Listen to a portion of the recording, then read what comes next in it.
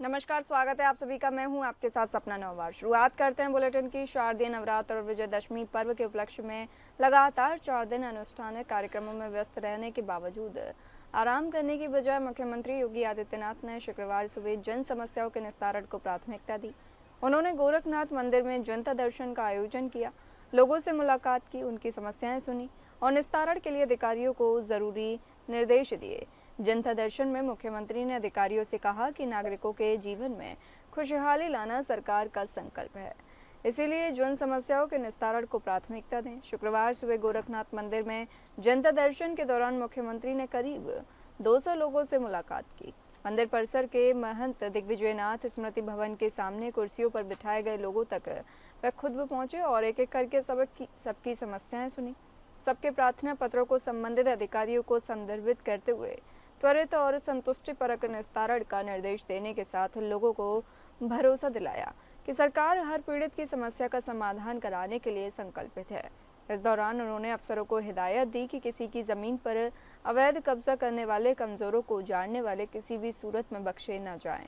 उनके खिलाफ कड़ी कानूनी कार्रवाई की जाए। यदि जमीन जायदाद से जुड़ा विवाद पारिवारिक हो तो संबंधित पक्षों को बिठाकर आपसी संवाद से निस्तारण कराया जाए।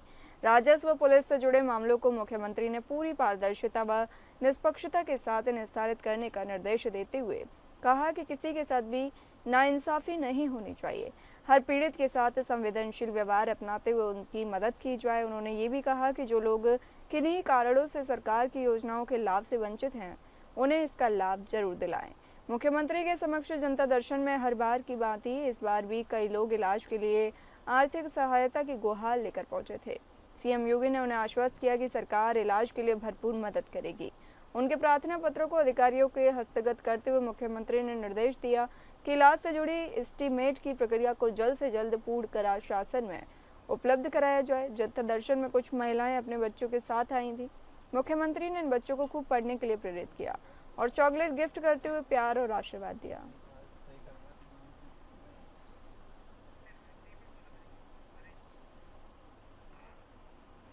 उत्तर प्रदेश के बरेली में तनाव के बीच शांतिपूर्ण तरीके से जुमे की नमाज अदा की गई, लेकिन किसी तरह की गड़बड़ी की आशंका को लेकर अगले 48 घंटे के लिए इंटरनेट सेवा बंद कर दी गई है।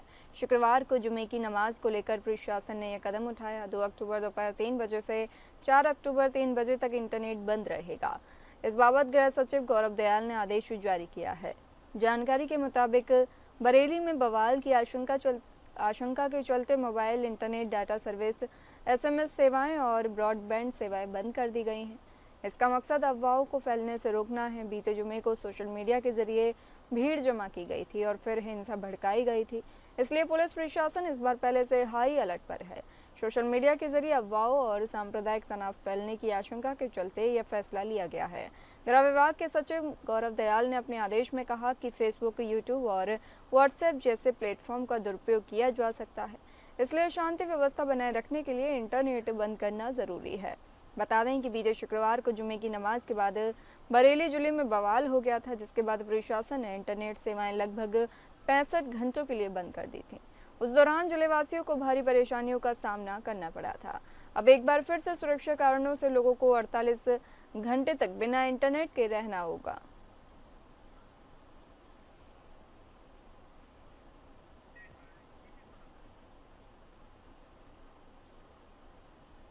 खबर उत्तर प्रदेश के जनपद अमरोहा से है। अमरोहा में आई लव मोहम्मद को लेकर खाकी अलर्ट मोड पर नजर आई। जुमे की नमाज से पहले जिले के सभी मस्जिदों पर पुलिस का पहरा रहा और खाकी वर्दी पूरी तरह अलर्ट मोड पर दिखाई दी। अमरोहा में पुलिस ने फ्लैग मार्च के जरिए शहरवासियों को सुरक्षा का एहसास कराया। वहीं ड्रोन के माध्यम से भी आसमान पर पुलिस का सख्त पहरा रहा। पुलिस की गाड़ियां सभी मस्जिदों में नमाज से पहले ही पहुंच गईं। अमरोहा की जामा मस्जिद, शफात पोता की शिया जामा मस्जिद आदि सभी जगहों पर और शहर के चौराहों पर खाकी वर्दी वाले अलर्ट दिखाई दिए और कड़ी सुरक्षा व्यवस्था के बीच जुमे की नमाज अदा की गई। जनपद अमरोहा में जुमे की नमाज जिले की सभी मस्जिदों में संगीनों के साए में हुई। कानपुर घटना को लेकर आई लव मोहम्मद को लेकर अमरोहा जिले में खाकी वर्दी वाले सभी मस्जिदों और चौराहों पर अलर्ट मोड पर दिखाई दिए। नमाज से पहले अमरोहा में पुलिस ने फ्लैग मार्च के जरिए शहरवासियों को सुरक्षा का एहसास कराया। वहीं ड्रोन के माध्यम से आसमान पर भी पुलिस का सख्त पहरा रहा। जिले की सभी मस्जिदों पर पुलिस का पहरा रहा और खाकी वर्दी पूरी तरह अलर्ट मोड पर नजर आई। पुलिस की गाड़ियां सभी मस्जिदों में नमाज से पहले ही पहुंच गईं। अमरोहा की जामा मस्जिद, शफात पोता की शिया जामा मस्जिद आदि सभी जगहों पर शहर के चौराहों पर खाकी वर्दी वाले अलर्ट मोड पर दिखाई दिए और कड़ी सुरक्षा व्यवस्था के बीच जुमे की नमाज अदा की गई। रैली प्रकरण के बाद आज जुमा की नमाज है, उसको लेके पूरी सतर्कता के बरती जा रही है। उसी क्रम में अतिरिक्त फोर्स हमारे पास पीएसी का डिप्लॉयमेंट किया गया है और सभी थानों में सभी हमारी जितने भी नमाज स्थल हैं उस सभी पर ड्यूटियां लगाई गई हैं। हमारे थाना प्रभारी, क्षेत्राधिकारी सभी लोग भ्रमणशील हैं अपने काउंटर पार्ट मजिस्ट्रेट के साथ में। ड्रोन से भी हमने आसपास सभी क्षेत्रों में निगरानी कराई है, कहीं कोई ऐसी आपत्तिजनक चीज़ तो नहीं छतों पर, उसको भी चेक कराया गया है। हम लोग पूरी तरह अलर्ट हैं। साथ ही सभी लोगों से अपील भी की गई है कि अपना शांतिपूर्ण तरीके से नमाज अदा करके लोग घरों को जाएं। खबर श्रावस्ती से है, जहां बरेली हिंसा के बाद जिले में हाई अलर्ट है। जुमे की नमाज और दुर्गा प्रतिमा विसर्जन को लेकर प्रशासन शुक्रवार दिन भर सतर्क दिखी। जिले भर में पुलिस व्यवस्था चौक चौबंद, हर गतिविधि पर कड़ी निगरानी की गई। संवेदनशील और अति संवेदनशील क्षेत्रों की ड्रोन कैमरों से निगरानी रखी गई। चप्पे चप्पे पर बड़ी संख्या में पुलिस बल तैनात रहा। दुर्गा प्रतिमा विसर्जन के दौरान पूर्व में हो चुके विवादों को देखते हुए प्रशासन अलर्ट मोड पर दिखाई दे रहा है। खुद एसपी राहुल भाटी मॉनिटरिंग करते हुए हैं। अराजक तत्वों पर पुलिस की खास निगाह, शांति व्यवस्था बनाए रखने के कड़े इंतजाम किए गए हैं।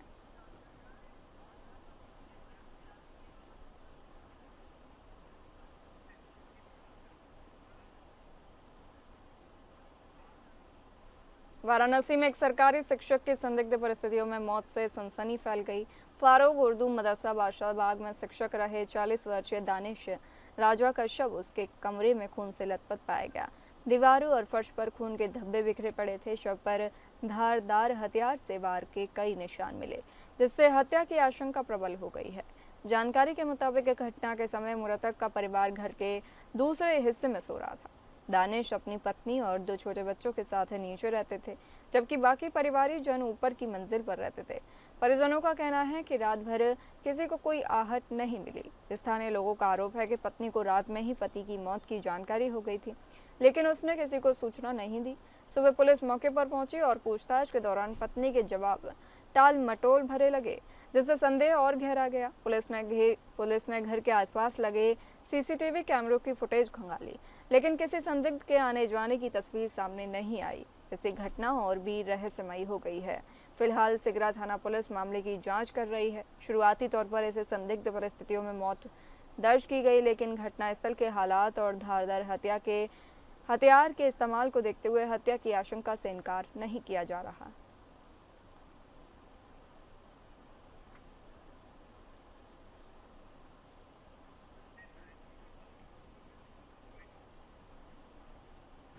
खबर अमेठी से है, जहां संदिग्ध परिस्थितियों में घर के अंदर कमरे में फंदे से युवक का शव लटकता मिला। घटना की सूचना पुलिस को दी गई। पुलिस ने मौके पर पहुंचकर शव को कब्जे में लेकर पोस्टमार्टम को भेज दिया।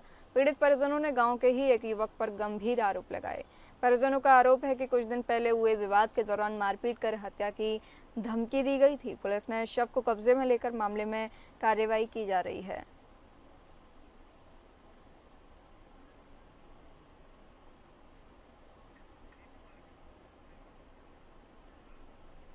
हमीरपुर में दशहरा मेला में महिलाओं के साथ युवक को छेड़छाड़ करना भारी पड़ गया। महिलाओं ने छेड़छाड़ करने वाले युवक की जमकर पिटाई की। छेड़छाड़ करने वाले युवक को महिलाओं ने पीट पीट कर लहूलुहान कर दिया। 10 मिनट तक ड्रामा चलता रहा, लेकिन पुलिस मौके पर नहीं आई। मेले में घूम रहे लोगों ने मारपीट का वीडियो बनाकर सोशल मीडिया पर वायरल कर दिया। वीडियो वायरल होने के बाद दशहरा मेले की सुरक्षा को लेकर सवाल उठ रहे हैं। दशहरा मेले का आयोजन पुलिस परेड ग्राउंड में किया गया था।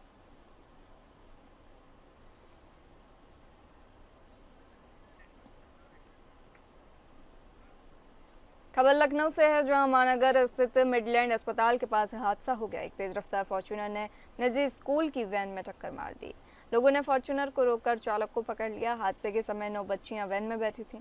गनीमत रही कि हादसे में किसी भी बच्चे को कोई भी चोट नहीं आई। पुलिस ने चालक को हिरासत में लेकर कार्रवाई की है।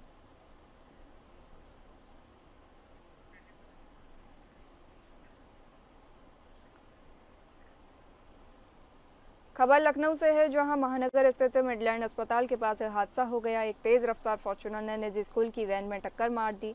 लोगों ने फॉर्च्यूनर को रोककर चालक को पकड़ा। हादसे के समय 9 बच्चियां वैन में बैठी थीं। गनीमत रही कि हादसे में किसी भी बच्चे को कोई चोट नहीं आई। पुलिस ने चालक को हिरासत में लिया है और आगे की कार्रवाई की जा रही है।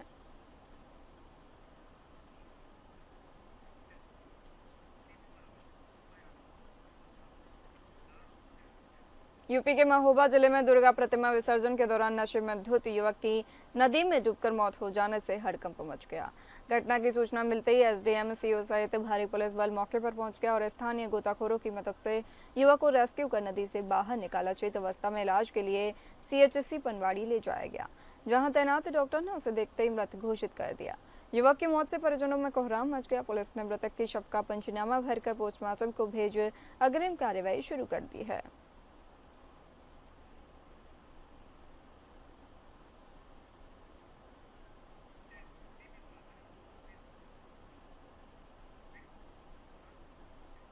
हमीरपुर जिले के मुस्करा कस्बे से आज सुबह एक अद्भुत पद यात्रा की शुरुआत हुई।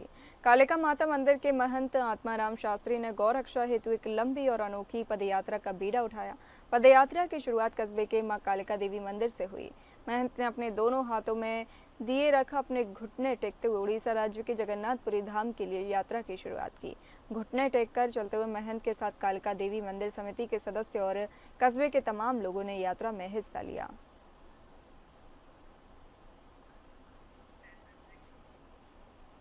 हमीरपुर जिले के मोदहा कस्बे में सोशल मीडिया के माध्यम से सांप्रदायिक सौहार्द बिगाड़ने का प्रयास किया गया। पुलिस ने त्वरित कार्रवाई करते हुए कांग्रेस किसान प्रकोष्ठ के प्रदेश महासचिव सहित 6 लोगों के खिलाफ नामजद एफआईआर दर्ज की है और 3 आरोपियों को हिरासत में लिया है। इस मामले का कनेक्शन सऊदी अरब में रहने वाले एक युवक से जुड़ रहा है।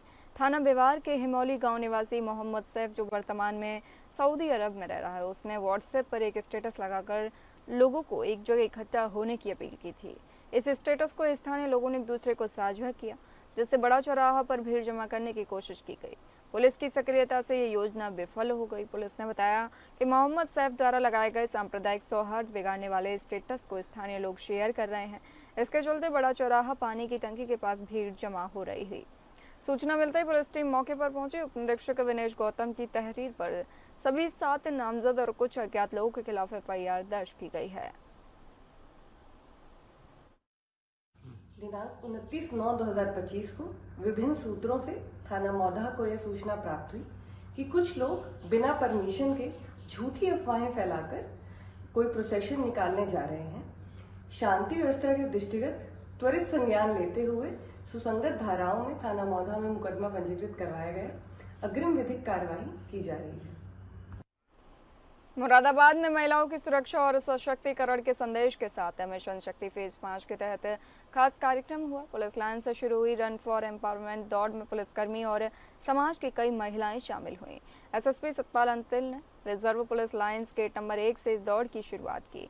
महिला पुलिसकर्मियों ने पूरे उत्साह के साथ भाग लिया। कार्यक्रम में यस वंडर वुमेन क्लब की अहम भूमिका रही। भाजपा महिला मोर्चा की प्रदेश कोषाध्यक्ष प्रिया अग्रवाल ने भी दौड़ में हिस्सा लिया और महिलाओं को जागरूक करने का संदेश दिया। एसएसपी सतपाल अंतिल ने बताया कि मिशन शक्ति मुख्यमंत्री योगी आदित्यनाथ के निर्देश पर चलाया जा रहा है। बीते 1 महीने से पुलिस की टीमें स्कूल कॉलेजों में जाकर छात्राओं और महिलाओं को सुरक्षा व अधिकारों के बारे में जागरूक कर रही हैं। इसी क्रम में पुलिस लाइन में यह कार्यक्रम आयोजित किया गया। कार्यक्रम के दौरान एसपी सिटी कुमार रणविजय सिंह ने समाज सेवी संस्थाओं और धर्मगुरुओं का आभार जताया और कहा कि जब तक समाज की हर महिला सुरक्षित महसूस नहीं करती, मिशन शक्ति का अभियान जारी रहेगा।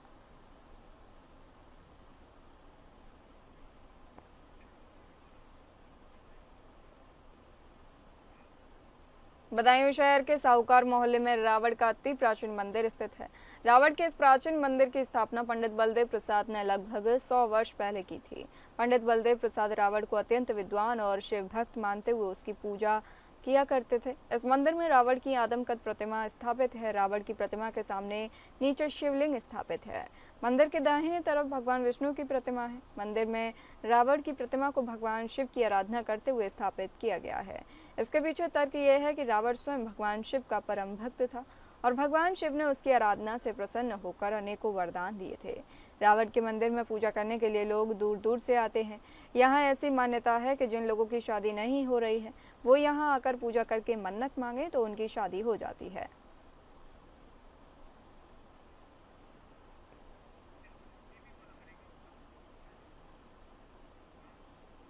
हमीरपुर जिले से एक दिल दहला देने वाली घटना सामने आई है, जिसमें बीती रात घर पर सो रहे 2 मासूम भाई बहनों को सांप ने डस लिया। अचानक हुई 2 मासूम बच्चों की मौत से परिजनों में कोहराम मचा हुआ है। बताया जा रहा है कि नवरात्रों के अंतिम दिन को लेकर गांव में जागरण का कार्यक्रम चल रहा था। इसी दौरान दोनों मासूमों को घर पर जमीन में सोते वक्त सांप ने डस लिया, जिससे उनकी मौत हो गई। फिलहाल घटना की सूचना स्थानीय थाना पुलिस एवं राजस्व की टीम को दे दी गई है।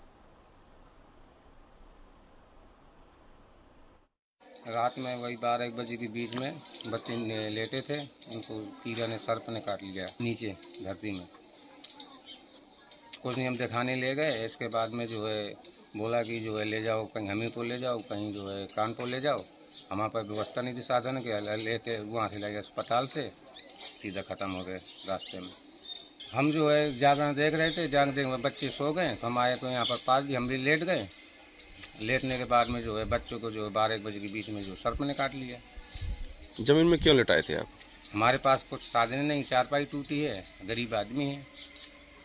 प्रधान को कई बार कहा है कि हमको जो आवाज़ दीजिए तो सुनता नहीं है, सीधा बोलते हो तुम फलाने पप्पू सिंह के आदमी हो, तुम उस प्रत्याशी के आदमी हो, कोई सुन नहीं रहा। महोबा जिले में संदिग्ध परिस्थितियों में किशोरी सहित युवक ने जहरीला पदार्थ खाकर जान देने का प्रयास किया।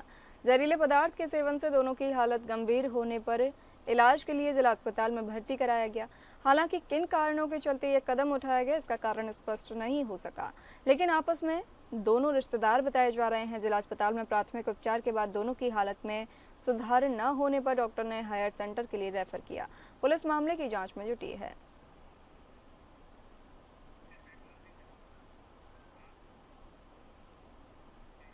फिलहाल इस बुलेटिन में इतना ही। नमस्कार।